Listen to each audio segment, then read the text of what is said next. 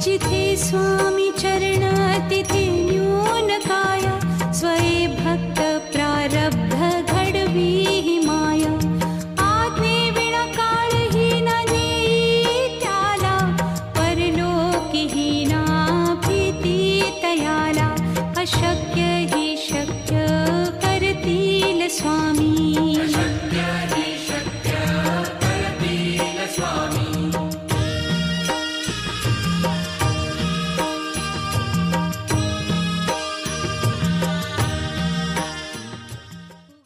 लाखो भाविकांचं श्रद्धास्थान असलेलं श्री स्वामी समर्थ महाराजांचा प्रकट दिन सोहळा हजारो भाविकांच्या उपस्थितीत नवी मुंबई इथे विविध ठिकाणी मोठ्या भक्तिभावाने आणि अपार श्रद्धेने पार पडला।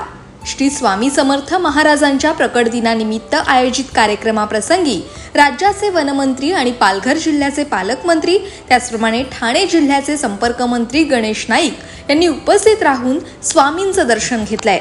नेरूळ इथे श्री स्वामी समर्थ आध्यात्मिक सेवा संस्थेद्वारे आयोजित प्रकट दिन सोहळ्याप्रसंगी मंत्री गणेश नाईक यांनी उपस्थित राहून स्वामींचं दर्शन घेतलंय।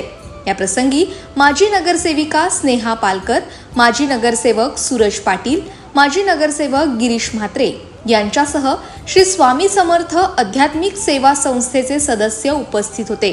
त्यानंतर श्री स्वामी समर्थ महाराज प्रकट दिनानिमित्त मंत्री गणेश नाईक यांनी सालाबाद प्रमाणे यावर्षी देखील कोपरखैरणे येथील जय भवानी ओनर्स असोसिएशन अंतर्गत श्री स्वामी समर्थ दत्त मंदिर इथे भेट दिली आणि स्वामींच्या प्रकट दिनाचं औचित्य साधून आयोजित धार्मिक सोहळ्यात सहभागी होऊन स्वामींचं दर्शन घेतलंय।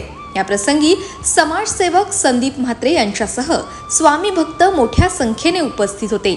कोपरखैरणेनंतर मंत्री गणेश नाईक यांनी अखिल भारतीय श्री स्वामी समर्थ गुरुपीठ त्र्यंबकेश्वर नाशिक घणसोली विभागाच्या वतीने श्री स्वामी समर्थ महाराज प्रकट दिनानिमित्ताने घणसोली गाव हनुमान मंदिर इथे आयोजित सोहळ्याप्रसंगी उपस्थित राहून स्वामींचं दर्शन घेतलंय। या प्रसंगी स्वामी भक्त मोठ्या संख्येने उपस्थित होते।